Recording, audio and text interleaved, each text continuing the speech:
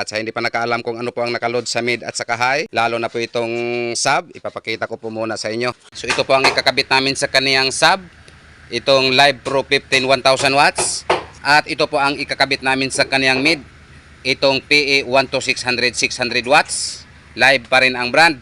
At ito po ang ikakabit namin sa kaniyang high, BCS 450 Broadway po ang brand.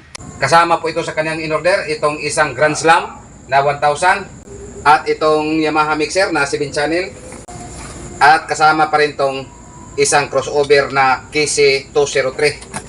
Bali kompleto po itong mga ingredient na order ni Mr. Customer. So ito po ang speaker wire pang sub.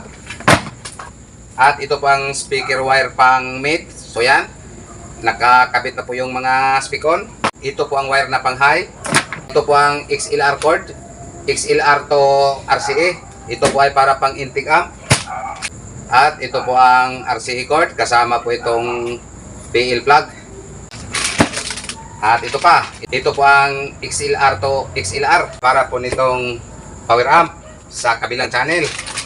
At ito po ang para sa kabilang channel din, XLR to XLR pa rin para dito sa kabilang channel. At ito po ang XLR to RCA. Ito po ay para sa mixer papunta sa crossover. So shout out. So naka-inventaryo na po tayo. At sa hindi pa namin ipagpatuloy ang sound test nito, ay isi-shout out po muna itong nag-order nito, Mr. Customer.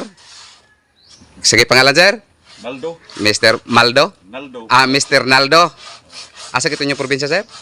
Ilongos Liti. Mr. Naldo ng Hilongos Leyte. So yan na po ang kanyang order na 2x2 sit up. So ngayon ipagpatuloy na po namin itong sound test nito.